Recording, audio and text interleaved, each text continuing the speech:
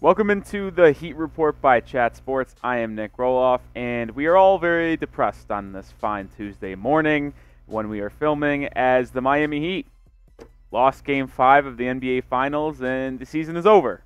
They lost 89-94. Very poor showing, and I want to get into that a little bit.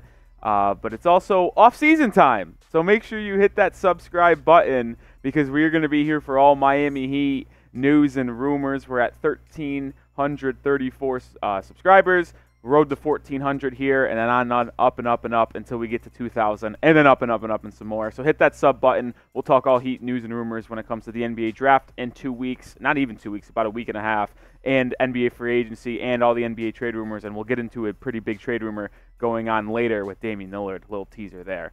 But I want to talk about what happened at the end of this NBA Finals and to wrap up this NBA season for the Heat. And one thing became clear to me, and it's the fact that the Heat need more scoring threats. They were able to get by in an Eastern Conference because of incompetency from their opponents. Like the Milwaukee Bucks, between Giannis being injured and them blowing so many fourth-quarter leads, that's bad from them. And on the Knicks side, maybe the Heat just have a better and more talented roster than the Knicks. But against the Celtics, they were just really mentally weak, and they couldn't really get the job done at home to start off that series, and that's how the Heat were able to win. And they almost blew that game blew that series if it wasn't for Caleb Martin turning into Paul George for 7 games and then regressing back to his averages back in the NBA Finals. But the Heat need more scoring threats, and when you score 93 points, 111 points, 94, 95, and then 89 points in the 5 games during the NBA Finals, that is embarrassing, and it is unacceptable.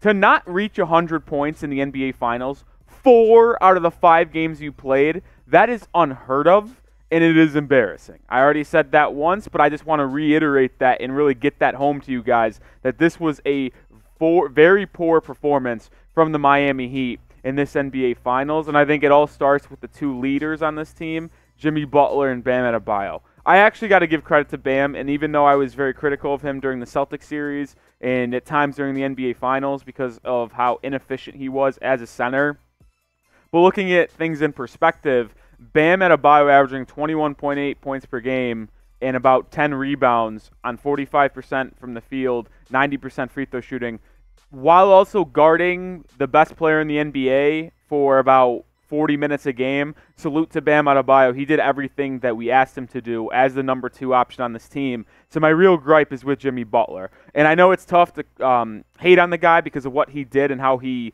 led us to get here. But, man, Jimmy no-showing in the NBA Finals is something that I did not have on my bingo card. 21.6 points per game on very poor efficiency. Almost had a couple massive threes to put the Heat back in the lead in Game 5 and extend the series, but no good. But Gabe Vincent, Kyle Lowry, and Duncan Robinson, your 3 next leading scorers. And Gabe Vincent, man, he, after 2 games in this Finals, averaged 21 points per game on 57% shooting and 53% from 3.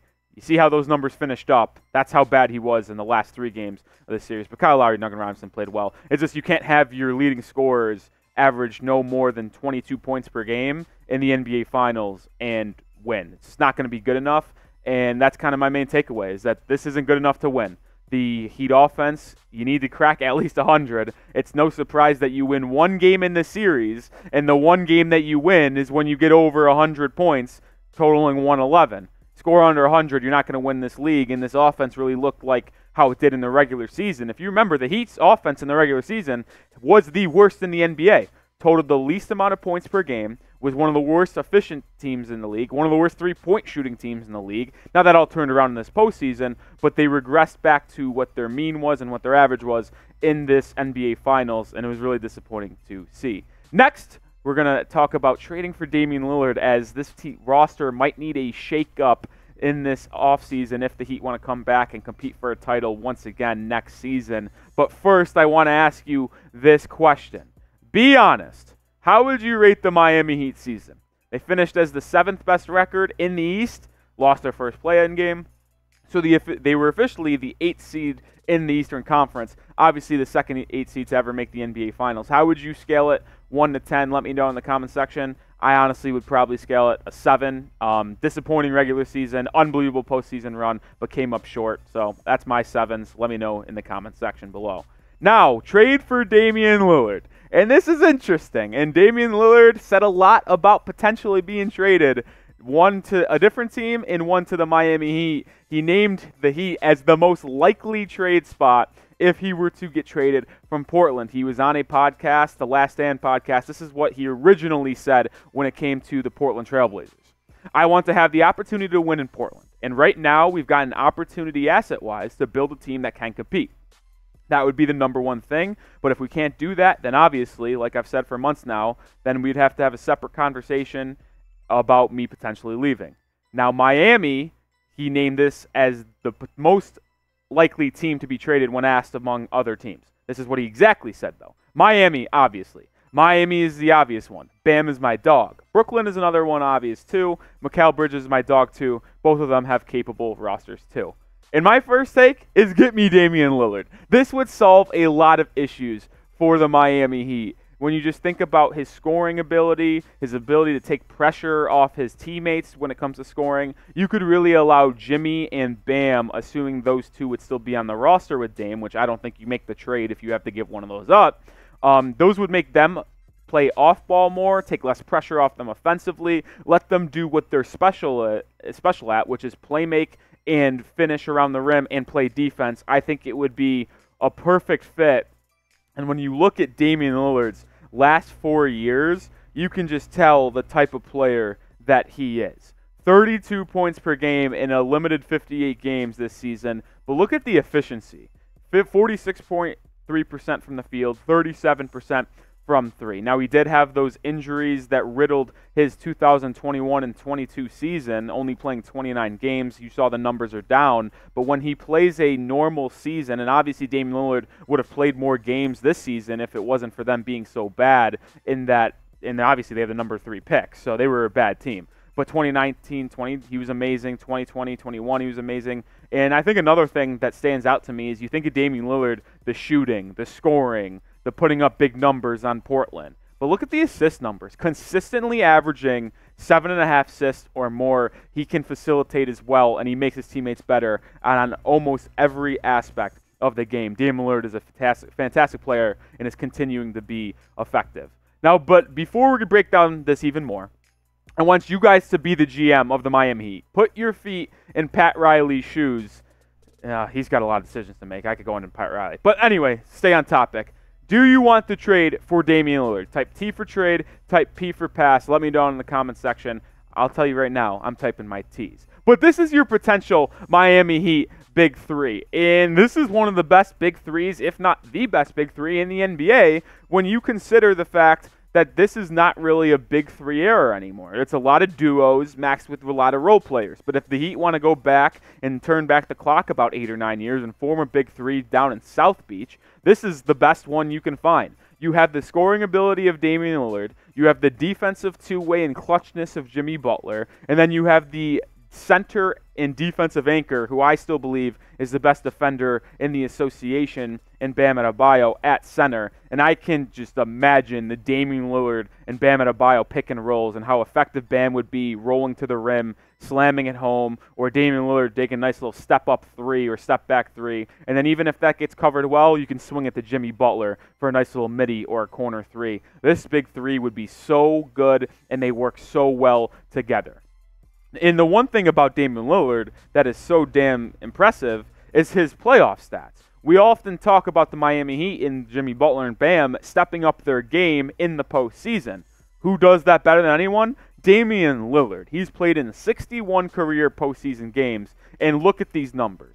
His scoring doesn't really dip that much, 25.7 points per game. He keeps that assist number up. He rebounds the ball as well. But the efficiency is so incredible to look at and understand. Shooting 44.9% in 61 games in the postseason is unheard of, and it really just shows to you that Damian Lillard shows up when it matters. Has he been able to win a championship in Portland? No. Has the farthest he's ever gotten in the Western Conference Finals, where they lost to the Golden State Warriors, Yes. But Damian Lillard has never had a true roster around him to help win a championship and can contend. But he has shown up and carried his team through lows, through highs. Damian Lillard shows up in the postseason and helps his team when it matters the most. So I think when you talk about what the Miami Heat and Pat Riley look for, they look for players that rise and play good in the postseason because they expect to be there every year. Damian Lillard's one of them. And those three playoff performers of Bam, Jimmy, and Dame, that would be one hell of a postseason duo that no team would want to see. And another reason why there's smoke and fire to this Damian Lillard trade rumors is that when you look at the Dame's team's next team odds, if it is not the Portland Trail Blazers, the Miami Heat are number one on the list with 2-1 odds. Now, you got the two teams in New York at 3-1 next, tied for second. You got the Celtics at 4 and the Spurs at 5. But let me just break down this list outside of Miami real quick. Brooklyn, they can trade. They have the picks. But if Portland would want a young player back, who are they going to get? Cameron Johnson's a free agent, so I guess he could be included in the sign-in trade. Mikal Bridges, you're not trading Mikal Bridges for Dame. The whole point would to have Bridges and Dame. I don't really know if the Nets have the assets to trade for Damian Lillard if they're keeping Mikal Bridges. They have the picks, but they don't have the young players. Think about the Knicks. They have the picks too, but who are they trading? Julius Randle? And why would they want Dame and Jalen Brunson in the same backcourt? That seems counterproductive. I don't consider the Knicks a real threat to trade for Damian Lillard. Now, the Boston Celtics, you could argue Jaylen Brown and some picks would have the best package going to Portland, but when Damian Lillard has already come out and say he will not be playing for the Boston Celtics, he does not like Boston, I would rule out the Celtics, and that's the type of mindset I'd want for Dame on the Miami Heat. And you look at the Spurs, sure, I guess it could be intriguing to pair up Damian Lillard with Victor Wembanyama, and you'd trade whatever picks you can outside of the number one pick. You'd probably include Keldon Johnson in that deal, the lone really good asset for San Antonio outside of that number one pick. Wembanyama would be interesting, but if he wants to win a title, I don't think that's the team for them. And that's why the Heat make the most sense. They have the most win-ready roster out of those 5 teams named. That, like, when you account for trade packages going out, what would the team have left? The Heat would have the best roster. Jimmy, Bam, and then Dame. That's unbelievable. And yes, you'd have to give up a pretty penny to get Damian Lillard, but I still think the Heat make the most sense. Damian Lillard would be able to have the best coach in the NBA in Eric Spoelstra, one of the best front offices in the NBA, one of the best fan bases, one of the most stable cultures. Damian Lillard would get everything he'd want in a winning culture if he came to Miami. And I think this would be the deal for Damian Lillard if the deal gets done. I think Tyler Hero would have to be in the deal. Nikola Jovic, last year's first-round pick that I'm very high on, very bullish on, that I'd like to keep, but I know if you're trading for Damian Lillard, you got to let some of your assets go. He would be in the deal. And I think Caleb Martin rose his stock a lot in this postseason. I know he didn't have the best NBA Finals, but I still think he's a valuable asset in this league. And when you consider he's on a 2-year, $14 million contract going forward, I think a lot of teams would want Caleb Martin. And you throw in 3 first-round picks, probably all unprotected, and just a little update on what those picks would be. Those are the only picks Miami can trade. It's 2023, 2027, and 2029 because of the rule that you can't trade your own first-round pick in back-to-back drafts. That eliminates the 24 pick, the 26 pick, because he already traded the 25th pick. So those would be the 3 picks involved in this deal. It's a lot. I know a lot of Heat fans wouldn't be open to trading that. A lot of people would want to keep Tyler Hero, but this is a no-brainer for me, to be honest. I think that if you've heard me throughout this video, I've mentioned how much Damian Lillard impacts his team and makes his teammates better. In a big 3 of Jimmy, Bam, and Dame, they fit so well together. You've got the scoring ability from beyond the arc and inside the arc of Damian Lillard. You've got the clutch two-way ability of Jimmy Butler. And then you've got the best defender in the NBA playing center for you, and him and Dame's pick and roll would be probably rivaling the Nikola Jokic, Jamal Murray pick and roll analytically. It would be so effective with those two running the pick and roll because you can even get it from Bam, and if someone helps over to slide over, he can get it, and he's a really good passer to stop, pick up his dribble, and find one of his guys on the wing. So I think this is a no-brainer, and I would trade for Damian Lillard, and I think it's the number one thing I would ask for in this Miami Heat offseason if they want to come back and win the NBA title next year, rather than falling short in the Eastern Conference or falling short once again in the NBA Finals. That's going to do it for today's show. As always, please subscribe. We're on the road to 1,400 subscribers and then 2,000 after that. Sad that NBA Finals watch parties are over, but it's off-season time, so lock us in here at the Heat Report.